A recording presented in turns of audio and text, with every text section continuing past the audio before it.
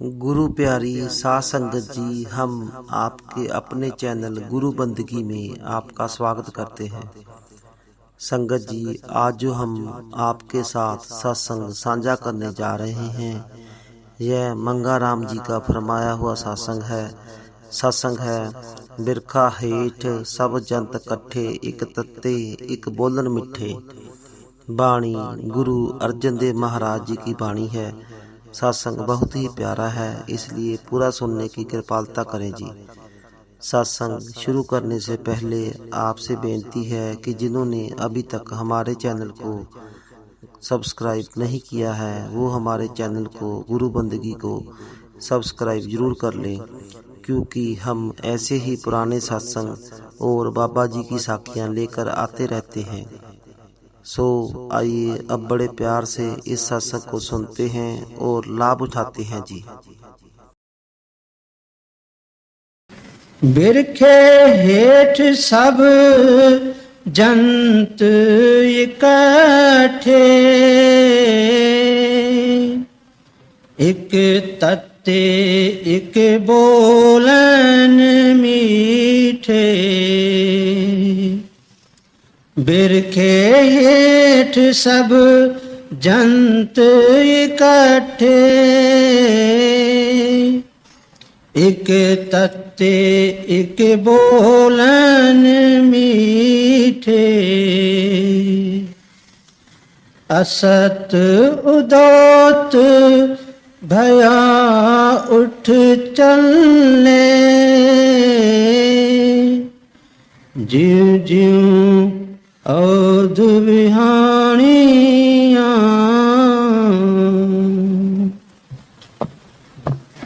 यह श्री गुरु अर्जन देव महाराज साहब की वाणी है। जैसे जैसे इस शब्द को हम आगे सुनेंगे तो पता लगेगा कि ये एक चेतावनी का शब्द है। एक इंसान जो किसी नदी के पुल के ऊपर खड़ा है, वह नीचे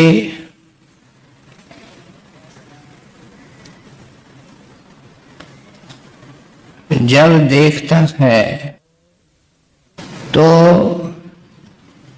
नदी के तीक्ष्ण धार में कौन कौन बहते उसको नजर आते हैं, किस तेज रफ्तार से वे बहते हैं वह बखूबी जानता है।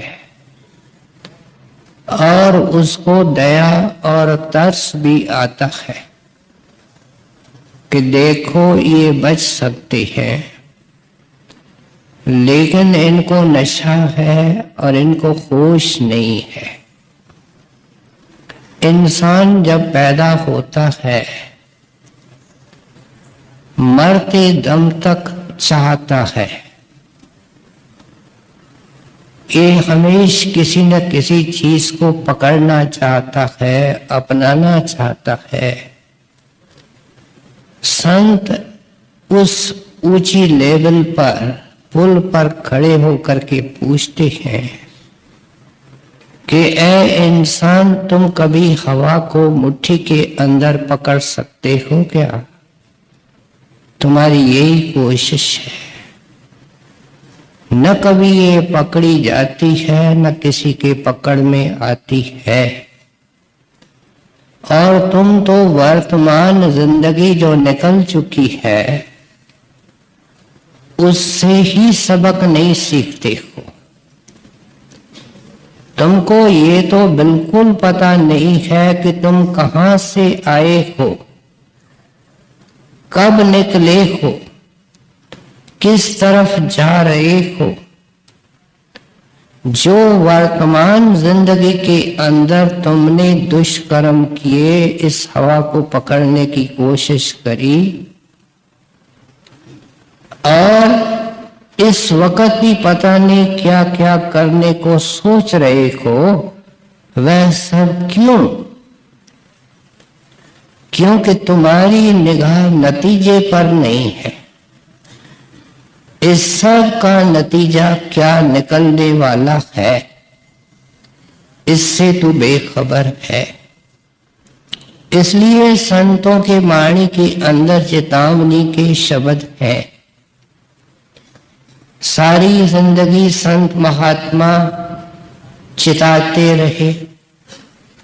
जिन्होंने उनकी आवाज को सुना और धारण किया, उनको शरण दी और पार भी कर दिया। और हमारे गाइडेंस के लिए ये कल्याणकारी वाणी छोड़ के गए। हम जानते हैं कि इंसान की दौड़ विशेषकर भौतिक सुखों की तरफ है। पिछले 50-60 साल के अंदर साइंस ने तो बेहद विकास किया है। हमारे मकान पहले से अच्छे हो गए हैं, बिस्तर अच्छे हो गए हैं, वस्त्र अच्छे हो गए हैं। हमारे बीमारियों के लिए नई नई दवाओं के आविष्कार हो रहे हैं। रहन सहन के स्तर को ऊंचे करने की भरपूर कोशिश की जा रही है।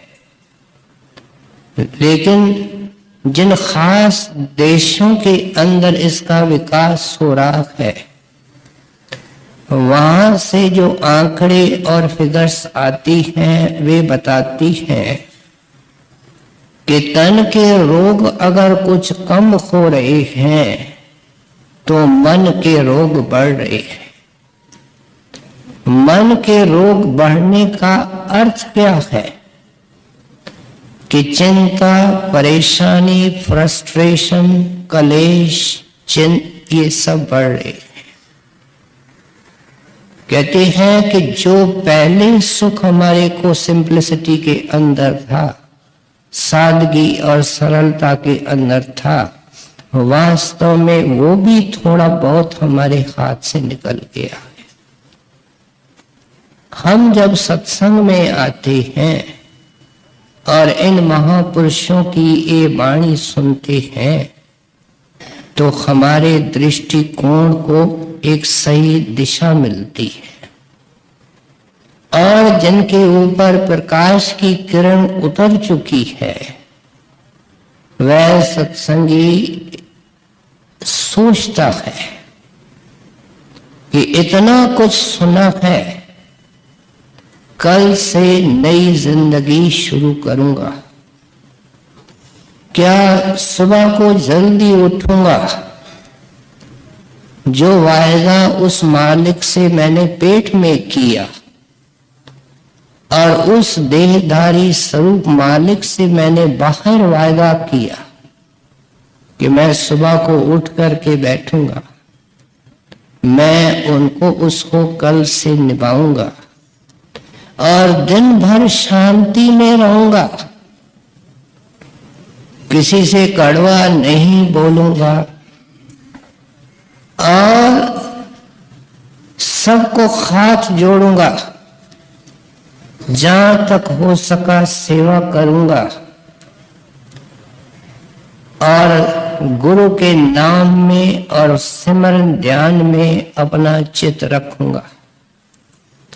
लेकिन जब रात को आकर के सोता है, अपने उस दिन की ये पड़ताल करता है, तो देखता है कि जो कुछ सोचा था, जो कुछ प्लान किया था, उसके ऊपर पानी फिर गया है।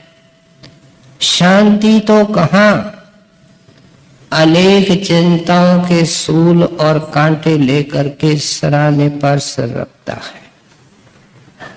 कहते हैं क्यों?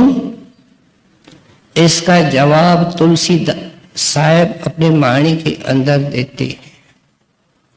कहते हैं तुलसी इस संसार में भांत भांत के लोग सबसे हिलमिल चालिए, नदी नाव संजोग।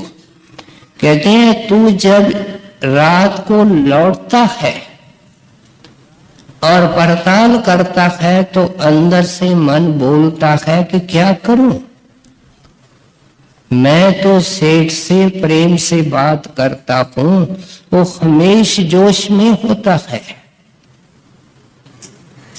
ग्राहक अजीब अजीब आते हैं। अगर वो दुकान में है, फैक्ट्री के अंदर साथियों के मिजाज अलग अलग हैं।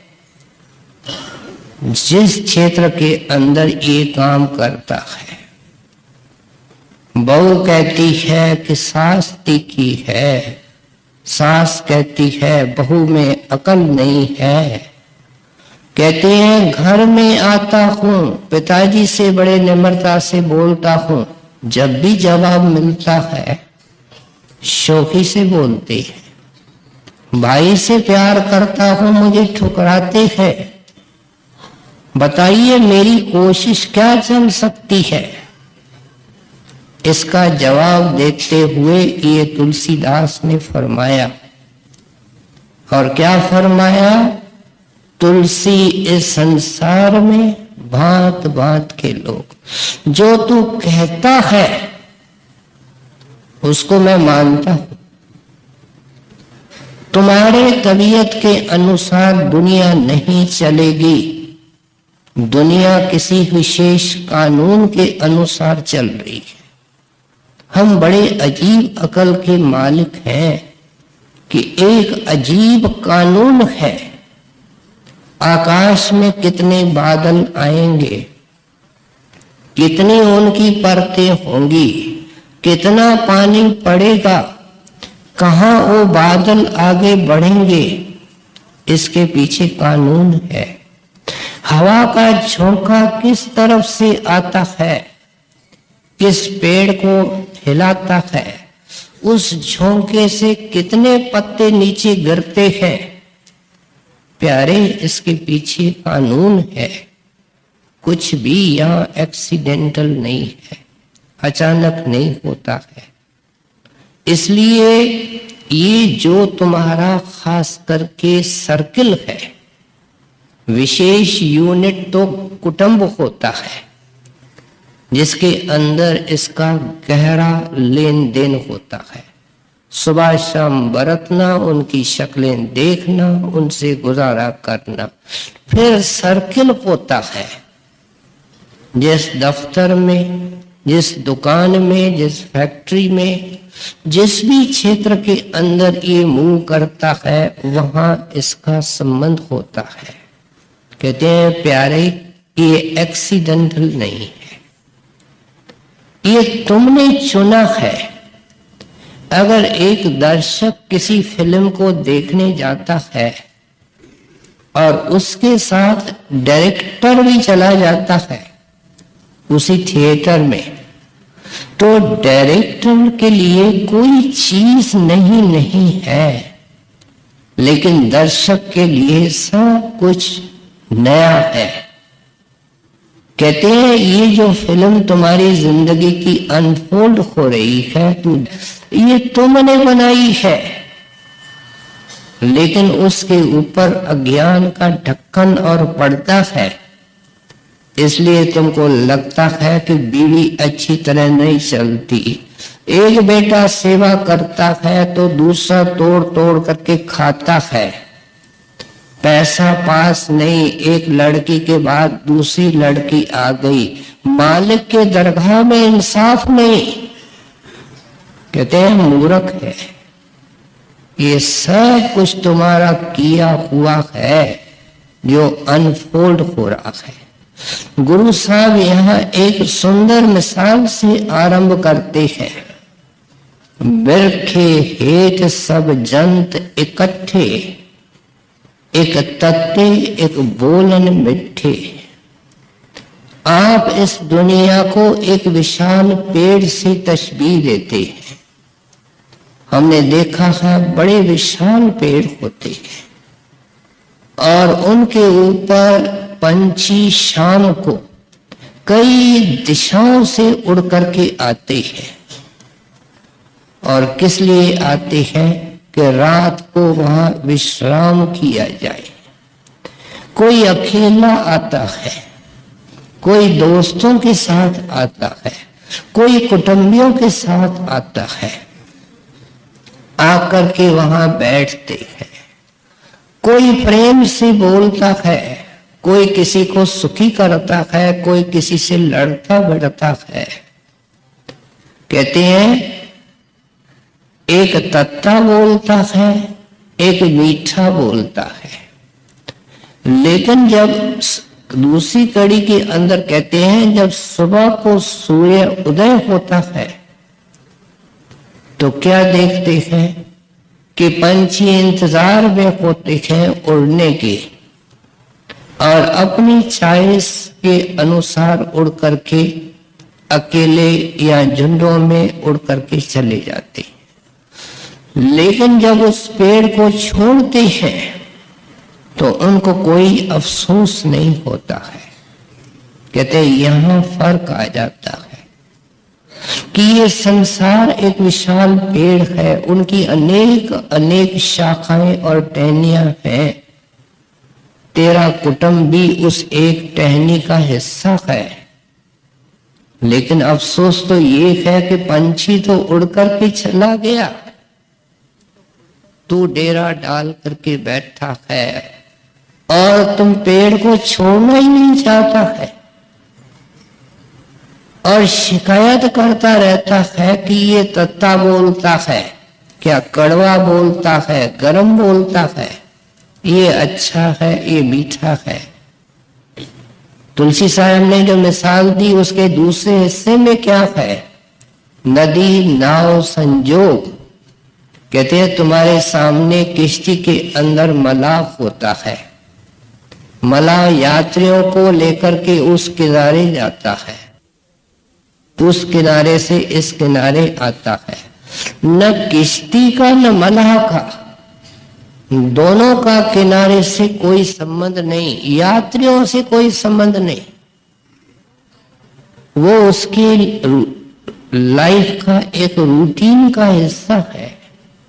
कहते हैं तेरे को सारी चिंताएं, दुख और कलेश इसलिए पकड़ते हैं कि तुम अपने आप को केवल ये समझते हो जो तुमको आईने में नजर आता है, और जबकि तू ये शरीर प्लस बहुत कुछ है, जो बहुत कुछ तू है उसका तेरे को पता नहीं है, और उसका पता देने के लिए ये संत आते हैं कि मन को तू महसूस करता है, लेकिन इसके अंदर जो सार वस्तु आत्मा है, जो हर जन्म में नया नया चोला पहनती है, पंछियों का, पंखियों का, पशुओं का, कभी कभी इंसान का, इसलिए इसको दुर्लभ मौका कहा गया।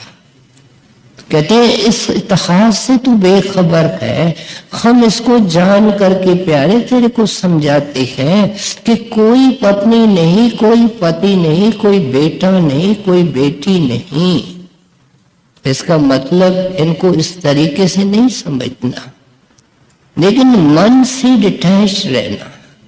देखो घर के अंदर माता होती है और आया भी होती है, लेकिन बच्चा बीमार हो जाता है, आया हर किस्म की सेवा करती है, लेकिन माता की तरह अटैच नहीं होती है। दुकान में नौकर और सेठ रहते हैं, नौकर का लाभ और हानि से कोई वास्ता ही नहीं होता है, उसका सारा बोझ सेठ ने उठाया हुआ है। सो इसलिए कहते हैं कि तुम जब तक अपने आप को इस तरीके से नहीं बनाओगे, ये दृष्टिकोण बनाना है सत्संग में आकर के कि यहाँ कोई लेन देन वाला हिसाब है और कुछ नहीं है। हजूर महाराज जी इसके नुक्ते पर कई वार्ताएं सुनाया करते थे कि तुम कितने बड़ी गलती और भुलेखी के अंदर हो कि इनको अपना अपना कहते हो। आप समझाया करते थे कि एक बनिया था, वो मिलिट्री के ठेके लिया करता था। उसने कैंटोनमेंट के अंदर, छावनी के अंदर एक दुकान भी लगाया और वहां कई तरह के सिपाही आते थे।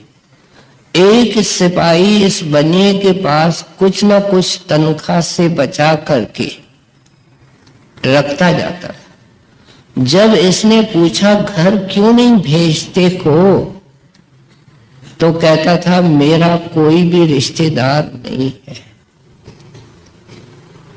आखिर क्या हुआ कि एक दिन उसकी घोड़ी मुंह जोर निकली और उसको दुश्मन में ले गई।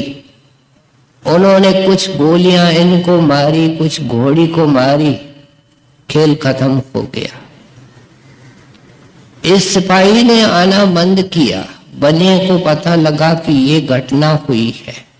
कहता है ये कहता तो था कि मेरा कोई रिश्तेदार नहीं है, और इसके जितने पैसे थे, बनिए लोग तो इस बात में बहुत होशियार होते हैं, किसी तरीके से अपने हिसाब में जोड़ दिए।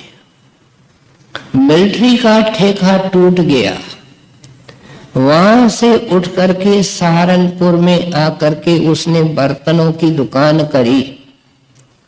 एक दिन दुकान में बैठा है, देखता है कि बाजार से मेरे कैंटोनमेंट के छावनी के पुराने साथी निकल रहे।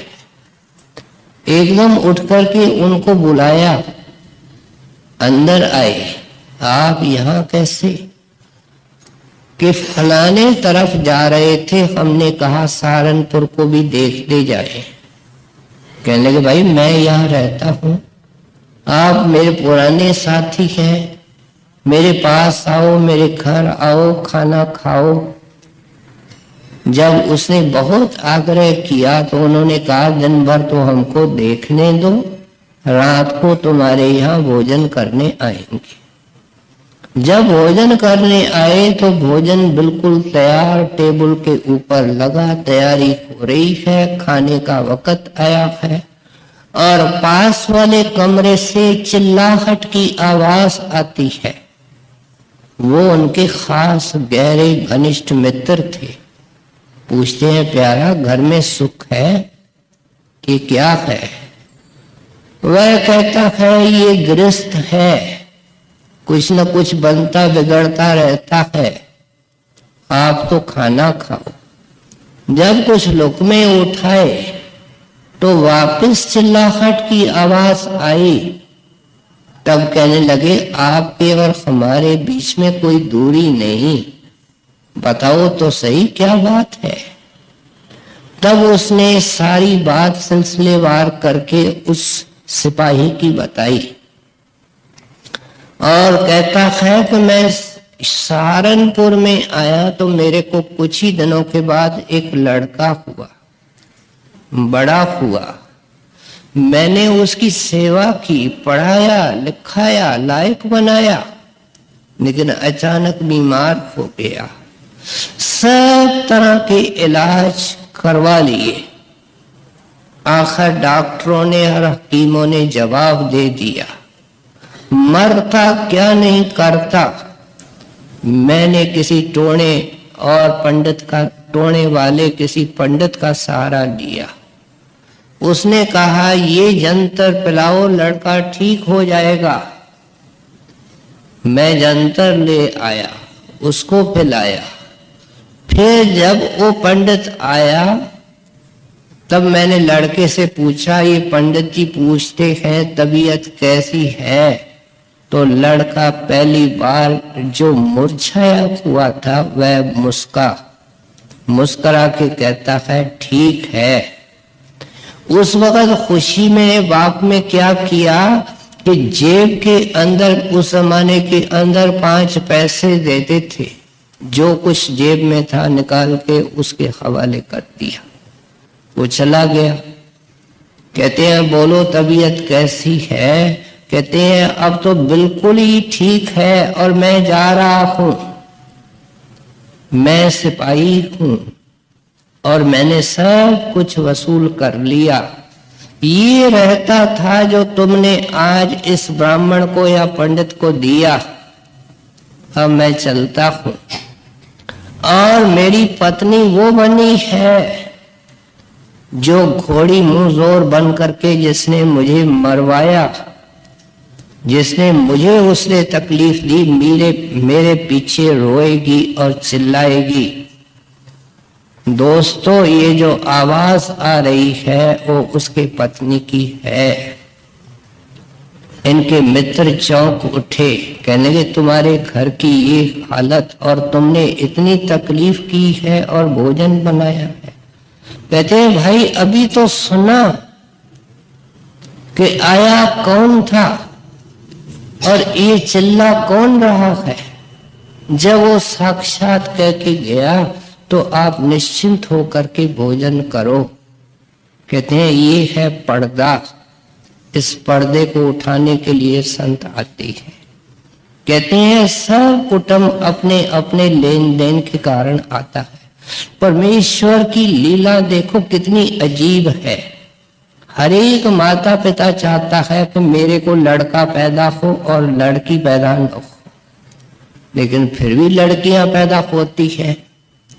अब उस नेचर ने इतना बैलेंस रखा है कि दुनिया की जो आबादी है अगर उसको देखा जाए अच्छी तरह, सारे देशों को मिला करके भी तो 50% औरतें हैं और 50% पुरुष हैं, क्योंकि उसको संसार चलाना है और इस तरीके से संसार चल सकता है।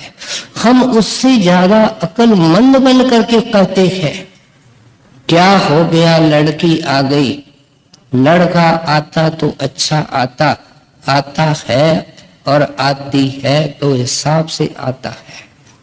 ये समझा रहे गुरु। कहते हैं जब तक तुम इस नतीजे पर नहीं पहुंचोगे कि जिसको तुम सुख दे के आए हो वो बेटा तेरे को सुख दे रहा है, जिसको दुखी करके आए हो तो वो तुझे दुखी कर रहा है, जिसने वसूल करना है वो वसूल कर रहा है, जिससे तुमको वसूल करना है उसे तुम वसूल कर रहे हो। पहले इस नुक्ते पर आओ तो तुम इस दुनिया को रैन बसेरा मानोगे, रहने की जगह मानोगे, चलती हुई सराय मानोगे और अपने आप को मुसाफिर मानोगे। मुसाफिर का जहां वो खड़ा होता है घर नहीं होता है। जिसका नाम मुसाफिर वो राह पर है, उसका घर किसी और जगह है। हर एक महात्मा ने हमको वाणी के अंदर लिखा है, चलना है दूर मुसाफिर काहे सोए रे। कहते हैं तुम्हारा मार्ग इतना लंबा, आए थे किस काम के। कहते हैं किस काम के लिए ये आया है और लगा किस काम के अंदर है। ये हैरानी की बात है। हमारे को समझाना चाहते हैं कि जिन उलझनों और झंझटों के अंदर तुम जिंदगी का ही मकसद भूल जाते हो, इस लेन देन के अंदर अपनी जिंदगी लुटा देते हो, ये तो खेल है, ये तो तमाशा है, ये 4 दिन का मेला है। कोई न तेरा है न तू किसका है। एक भगवंत तेरा है और एक तू भगवंत का है। इस नतीजे पे जल्दी आ जा। आपको आगे सुने। पाप करें धड़ सिर पर मुठे, अजराइल फड़े फड़े पुट्ठे, दोजक पाए सृजन हारे, लेखा मांगे वह बनिया। अब समझाते हैं कि यहाँ तो इंसान अंधाधुंध कर्म करता है और सोचता नहीं है कि जिसने हिसाब लेना है वो ऐन मेरे अंदर बैठा है। वर्षों के सत्संग के बाद, वर्षों की दया के बाद फिर भी इस नतीजे पर नहीं पहुंचता है कि हमारे अंदर देखने वाला बैठा है। दुनिया अंधेरे में है, उनका दोष भी क्या है। लेकिन जिनको प्रकाश की किरण मिली है वो अंधेरे में रहे तो संतों को अफसोस होता है। कहते हैं आम इंसान संतों की पुकार सुनता नहीं, उनके उपदेश की अनदेखी अनसुनी करता है, और नतीजा कितना भयंकर निकलता है कि आखिर दीपक बुझने लगता है। जब टूटी के अंदर, टंकी के अंदर पानी खत्म होता है तो क्या होता है कि बूंद बूंद होकर के गिरता है और फिर गिरना बंद हो जाता है। इसलिए आप समझाते हैं कि जब इसके अंतिम श्वास निकलते हैं तो इसको हिचकी चलती है और फिर बत्ती बुझ जाती है, टंकी खाली हो जाती है। कहते हैं होता क्या है किसी को पता नहीं, पति गुजर गया, पत्नी को क्या पता। आज जितने लोगों को, निकटवर्ती लोगों को हम रवाना कर चुके हैं, हमको पता है वो कहाँ है, किस हालत में है, और उनके पीछे अगर आंसू भी आते हैं तो उनके कारण नहीं आते हैं, अपने सुख के कारण आते हैं कि उसके होते हुए मुझे ये सहूलियत थी, ये सुख था, मेरे लिए ये सहारा था, उसके बारे में कोई नहीं सोचता है। कहाँ है आंख का, दृष्टि कहाँ, अनुभव कहाँ जो देख सके। जिनको अनुभव है उनको सुनती नहीं, उनको सुना नहीं जिंदगी में। जिन्होंने समझाया उनकी बेपरवाही की। कहते हैं अंत वेले मौत का फरिश्ता आता है, किस तरीके से इसको निकालता है, शास्त्र कहते हैं बयान करते हुए रोंगटे खड़े हो जाते हैं। आप देखो बहन को सिलाई करते, एक सुई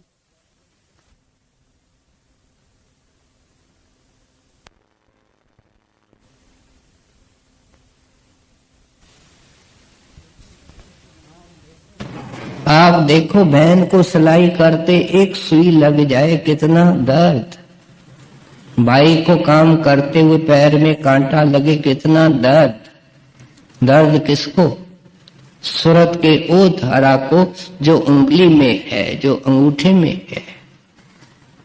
कहते हैं एक सूरत की धारा को अगर कांटा लगता है तो इतना दर्द होता है, जब यहाँ खड़े होकर के पांव के अंदर से, डॉक्टर खुद कहते हैं शरीर की हजारों हजारों नाड़ियां हैं, एक एक से चेतनता के धाराओं को हटाता है। क्या इसके साथ बीतता है, इसकी ज़बान सील की जाती है। अगर ये बताने लगे कि मेरे से ये बीतता है, सब दुकान छोड़ देंगे, सब कारखाने छोड़ देंगे, केवल मालिक के भक्ति में लगेंगे। ये काल और दयाल का नियम नहीं है, वो उसकी ज़बान को सील कर देता है। किसी का टट्टी निकल जाती है, किसी का पेशाब निकल जाता है, कोई चीखता है, कोई चिल्लाता है। हमारा एक प्रेमी डॉक्टर था जिसने बड़े महाराज के अंतिम दिनों में 3 महीने रह करके उनकी सेवा करी।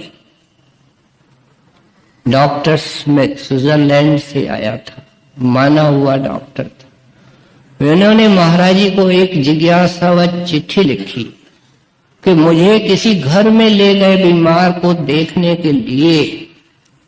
मैंने देखा कि वो जोर जोर से, बहुत जोर जोर से चिल्ला रहा है कि जैसे उसको कोई सता रहा है। मैं तो देख करके हैरान हो गया, लेकिन डॉक्टर के नाते मैंने उसकी पल्स देखी, उसकी नाड़ी देखी। डॉक्टर अभ्यासी था, सिमरन इसका पक्का था, और नतीजा क्या हुआ कि उसकी हाय हाय बंद हो गई। बड़ा समझदार था, कहीं मैंने गलत काम तो नहीं किया, क्योंकि इस सिमरन का इनडायरेक्ट फायदा उसको हो गया। इसने महाराज जी को चिट्ठी लिखी कि महाराज ऐसी ऐसी बात हुई, बताओ मेरे ऊपर तो कोई बोझ नहीं आया। महाराज जी ने कहा नहीं, ये भी एक गुरु के तरफ से उसको गिफ्ट थी। आपका नुकसान क्यों होगा? आपने उसके पल्स को पकड़ के थोड़ी सिमरन किया, आप तो रूटीन के अंदर सिमरन करते हैं। संत जो कहते हैं उठते बैठते चलते फिरते सिमरन करो, क्या वो सुखी नहीं होगा जब औरों को इस तरीके से सुख दे सकता है? हमारे समझ में आता तक नहीं है, हम समझने से इनकार करते हैं जो संत समझाते हैं। तो इसलिए कहते हैं बहुत इसका बुरा हाल होता है, इसको शरीर से अलग किया जाता है, बहुत दुश्वार घाटियों से इसको, अंधेरी राहों से इसको ले जाते हैं, ठोकरें मारते हैं, भूखा होता है, प्यासा होता है। कहते हैं तुमने ये शुभ कर्म किए हैं, इनका फल दो, तब तुमको पानी देंगे। गुरु साहब ने वाणी के अंदर लिखा, जिस पेंडे लूटी पनहारी। कहते हैं उस रास्ते में पनहारी ने जो समझा था कि मैंने दुनिया के अंदर इतना पुण्य किया है, दान किया है, शुभ कर्म किया है, वो तो पुलिस वाले रास्ते में लूट गए, पनहारी खाली रह गई, कुछ भी उसके पल्ले नहीं रखा। और उस बानिये के आगे खड़ा किया। यहाँ गुरु साहब कहते हैं लेखा मंगे बानिया। वो कौन है? धर्म राय। धर्म राय रियायत नहीं जानता, वो पूरा तोलता है। और क्या करता है कि जो प्राणी जाता है, विशेषकर जो मनुष्य जाता है, उसके आगे उसके जिंदगी की एक वीडियो फिल्म बड़े जोर से घुमा देता है। वो खुद देख लेता है कि मेरी सारी जिंदगी इसमें अंकित है, और हैरान रह जाता है कि जो कुछ मैंने किया है वो तो इसके अंदर है, लेकिन जो मैंने छिपा के रखा है वो भी इसमें है, मेरे विचार भी इसके अंदर दर्ज हैं। और वो बानिया बोलता है, भाई बोल, अगर इसमें कोई गलती है तो बोल। इसको सिर झुकाया जाता है। कहते हैं ये इसको फिर दोज़ख की सजा दी जाती है। इस दोज़ख के बारे में कभी कभी हम सत्संग में सुनते हैं तो हैरानी हो जाती है। हमारे डेरे के अंदर लाइब्रेरी है, बड़ी ऊंची मीनार थी, अब हजूर महाराज उसको उसका रूप बदल रहे हैं। वो लाला मंगत राम की कोठी कहलाती है।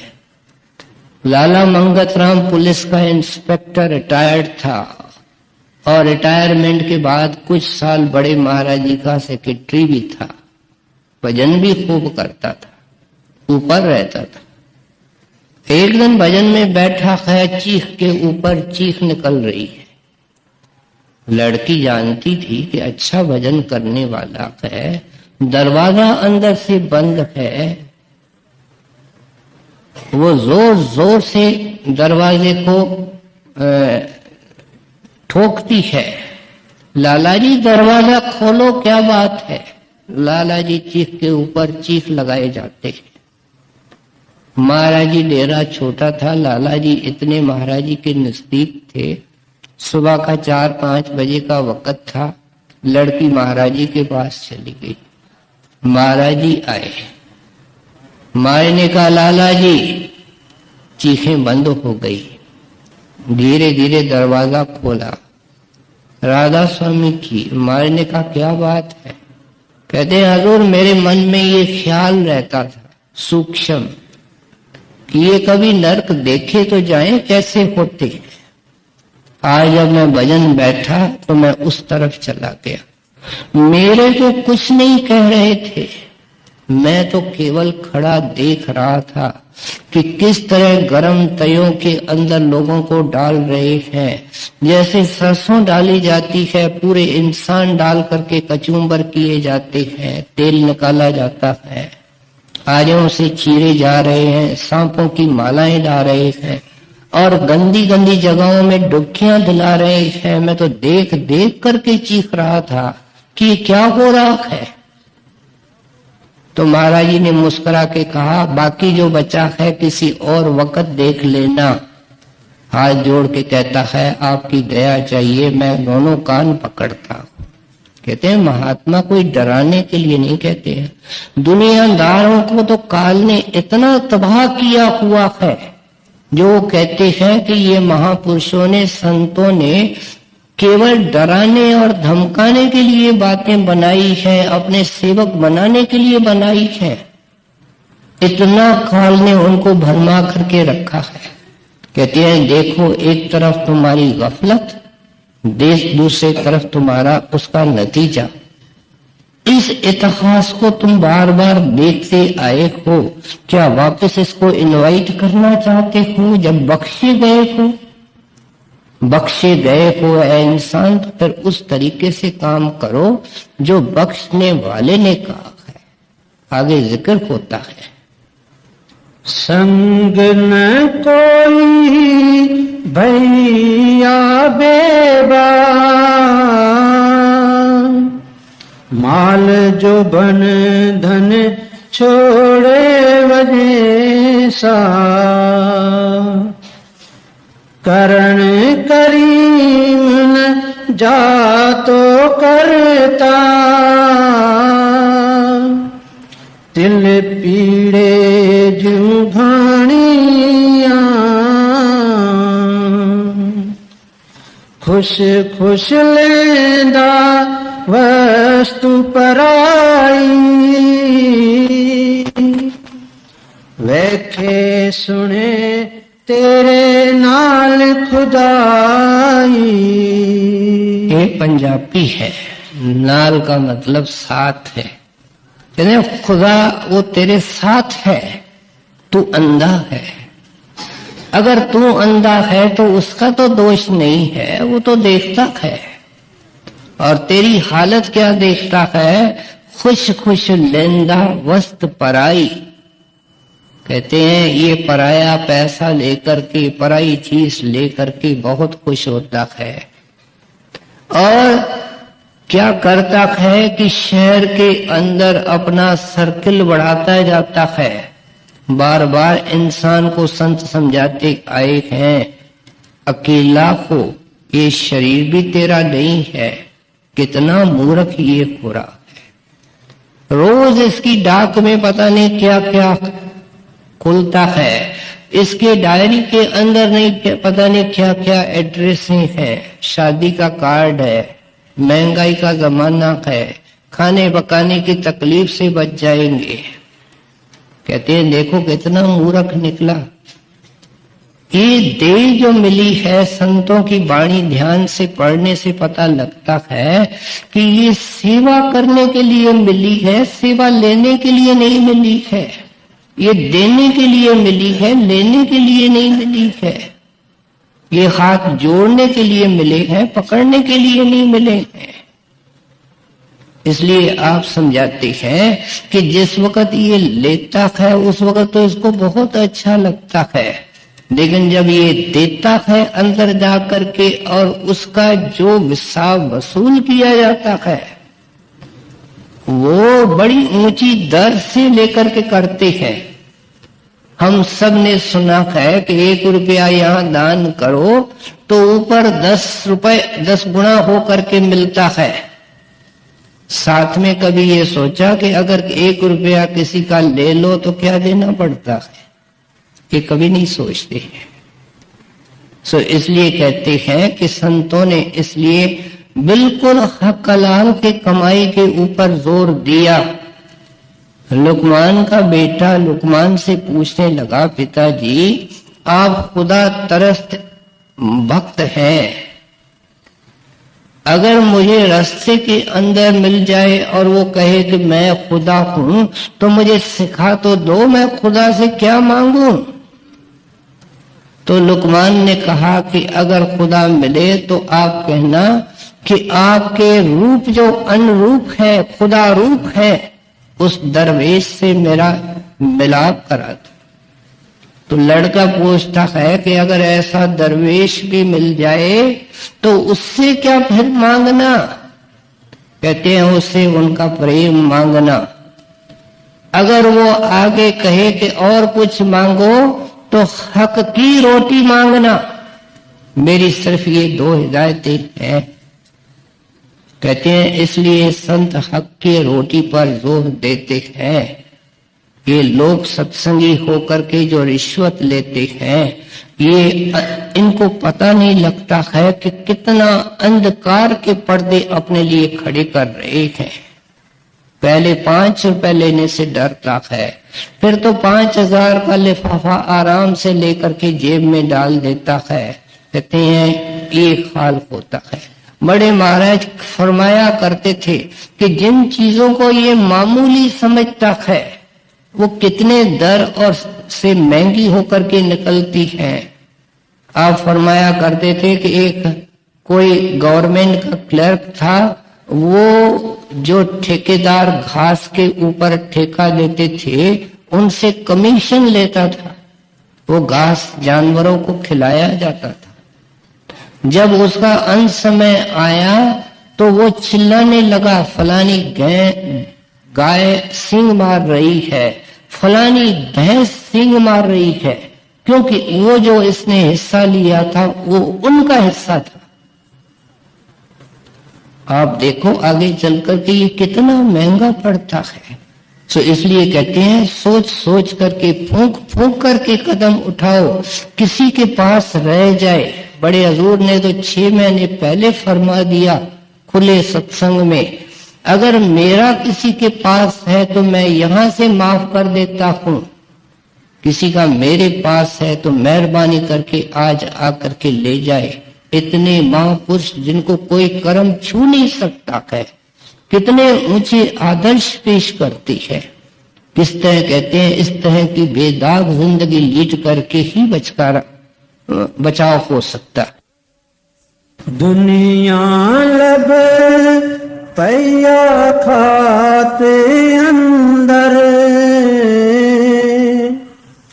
अगली गल ना जानिया, जम जम मरे मरे फिर जम में, बहुत सजाई पैया देश लम्मे,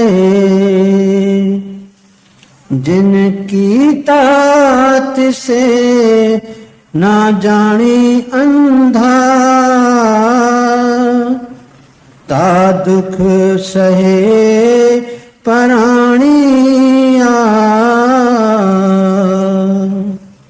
खलक थावे भुल्ला मुठा, दुनिया खेल बुरारठ तूठा, सिद्क सबूरी संत न मिलियो, वते अपने भाणिया। अब असली नुक्ते पर ला रही है कि एक सिलसिला कैसे टूट सकता है। कहते हैं श्री गुरु अर्जन देव महाराज जैसा शब्द स्वरूपी, शब्द अभ्यासी मालिक का रूप ऐसा कोई महापुरुष मिले। परमात्मा ने हर जमाने के अंदर, हर समय के अंदर प्रबंध कर रखा है कि तू मालिक का है, मालिक तेरा है।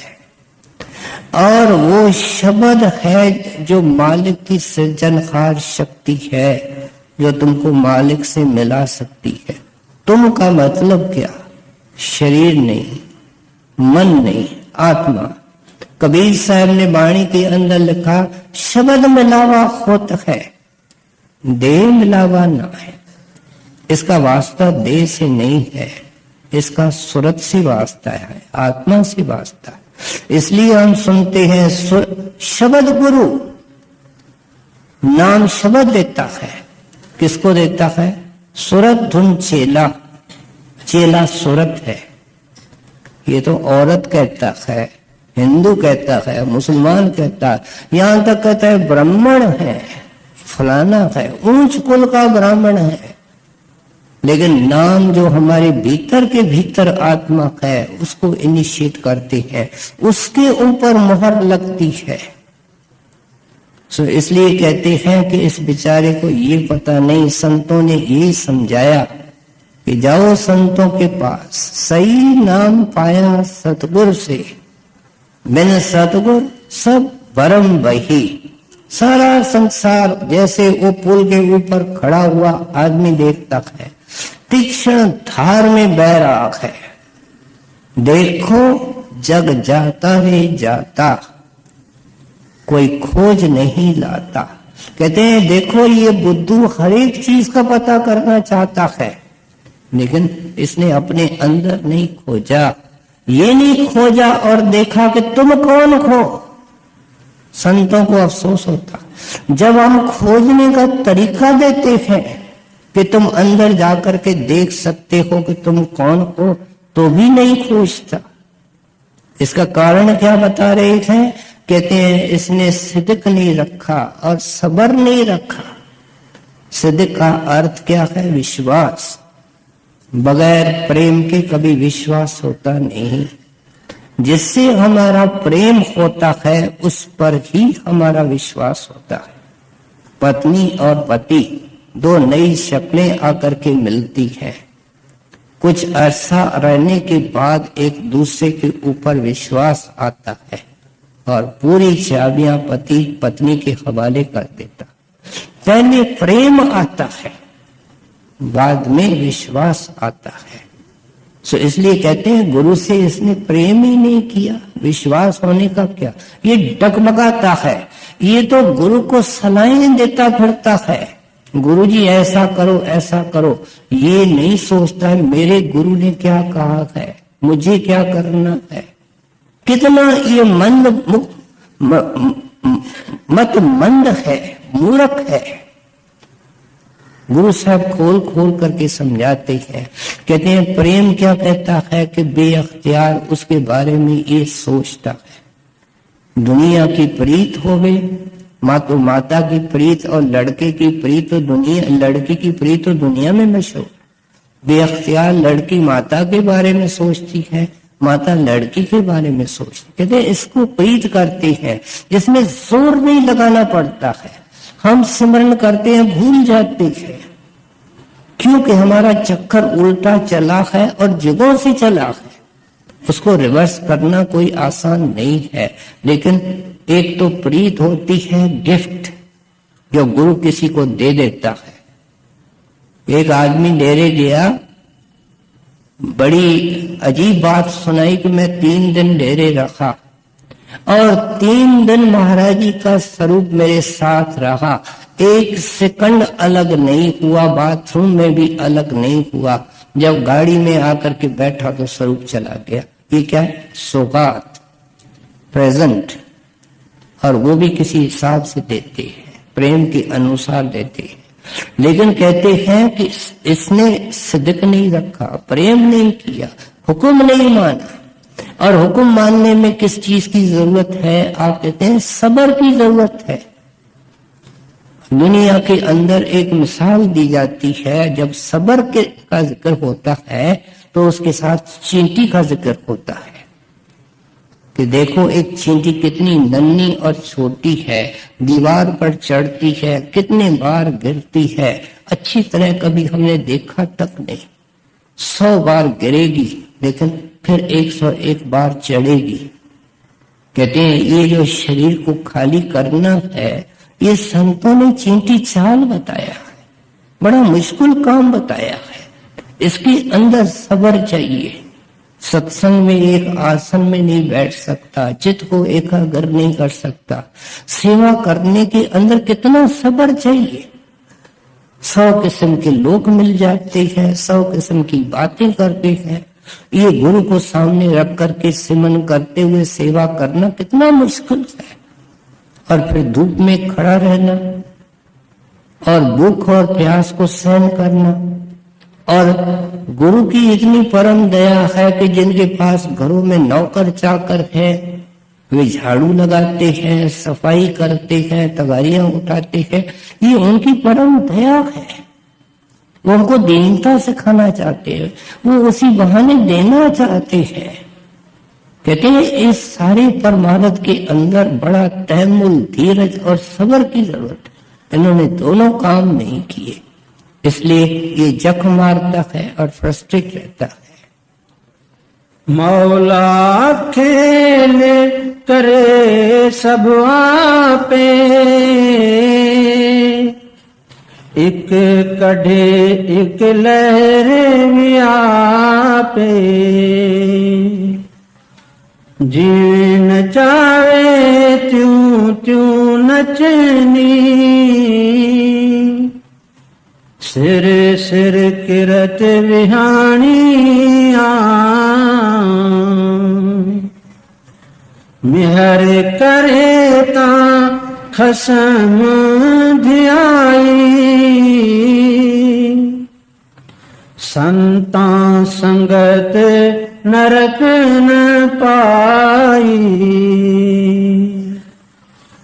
अमृत नाम दान नानक को, गुण गीता नित वखाणिया। अजीब एक स्टेटमेंट गुरु साहब कर रहे हैं। कहते हैं लहर भी उसने पैदा की है। क्या माया को किसी और ने पैदा किया है? करता तो एक ही है, और उस लहर के अंदर सब डूब रहे हैं। कहते हैं एक को लहर में बहने देता है, इसकी एक की बाह पकड़ लेता है। मौला खेल करे सब अपना। कहते हैं ये सब उसकी मौज है, इसको हम नहीं समझ सकते। एक विदेशी ने महाराज जी से सवाल किया, करण करावन आपे आप, मानुष के कुछ नाई खात, तो फिर हजूर हमारे हिस्से के अंदर क्या आता है? महाराज ने उनको तरीके से समझाया कि देखो ये सही है क्योंकि संतों की वाणी है, लेकिन किस लेवल पर और लिखी है और इसका अर्थ क्या है। कहने लगे कि आप देखो, आपको जो भूख दी है वो मालिक ने दी है, और उस भूख के मिटाने का प्रबंध भी मालिक ने किया है। बीज उसने पैदा किए हैं, वर्षा वो भेजता है, लेकिन तेरे को भोजन कमाना पड़ता है, मेहनत करनी पड़ती है, भोजन पकाना पड़ता है, और हाथ से पकड़ करके मुंह में डालना पड़ता है। ये उसका काम नहीं है। तुम उनकी वाणी को अच्छी तरह नहीं समझते हो।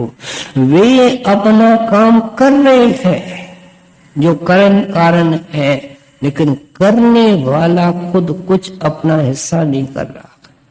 हम जानते हैं जब वर्षा की मौसम आने वाली होती है, पहले ही किसान तैयार हो जाता है, जमीन को साफ सुथरा कर देता है, बैलों के से हल चला देता है, जमीन को तैयार कर देता है, बीज खरीद करके ले रखता है, और वर्षा के लिए इंतजार करता है, प्रार्थना करता है, क्योंकि वो उसके हिस्से में नहीं है, लेकिन किसान के हिस्से में तो कुछ है। कहते हैं तेरे को कुछ भी नहीं करना है। क्या तू 2-3-4 घंटे भजन करके तू इतनी बड़ी दीवार जो यहां से शुरू होकर के त्रिकुटी तक जाती है, कर्मों की दीवार तेरी, क्या हिमालय उसके सामने खड़ा होगा? उसके मुकाबले में तो हिमालय ऐसा है जैसे छोटा टीला है। इतनी तो लंबी दीवार है जो तेरे को परमेश्वर से अलग कर रही। तू अपनी करनी से इसको फोड़ सकता है और चढ़ सकता है। कहते वो करेंगे, लेकिन तेरे हिस्से में क्या आया? जिस वक्त तू उनके चरणों में गया, उसने समझा दिया। ये तो हुक्म मानने से सब चीज मिलती है। एक बेटा हुक्म मानता है, जाते वक्त पिता उसको बताए बगैर क्या पता नहीं वसीयत में दे जाता है। सो इसलिए कहते हैं ये मौला तो खेल करता है, लेकिन तू जो एक तकदीर वाला इंसान है, ये जो कहता है किसी वक्त होगा, संत इसको नहीं मानते। ये जो कहता है अगले जन्म में होगा, संत इसको नहीं मानते। महाराज अनेक चिट्ठियों के उत्तर देते हुए लिखते हैं कि नामदान, इनिशिएशन, दीक्षा ये मिलती है, इसका मतलब ये है कि अपना हिसाब किताब इस जन्म में अता करके पूरा करके की जा सकता है। ये जो अर्थ लगाए वो इसका अपना है। इस चीज को महाराज ने साफ किया है। एक आदमी मुसाफिर सुस्ती से चलता है, दूसरा चुस्ती से चलता है, ये मुसाफिर के हिस्से में आता है। उन्होंने मंजिल बता दी है, मार्ग बता दिया है, चलने का तरीका बता दिया, करना इसमें है। गुरु साहब ने सारी तस्वीर खींच दी, हमारे दुखों का मूल कारण क्या है, कैसे हल हो सकता है। अमृत नाम दान नानक को,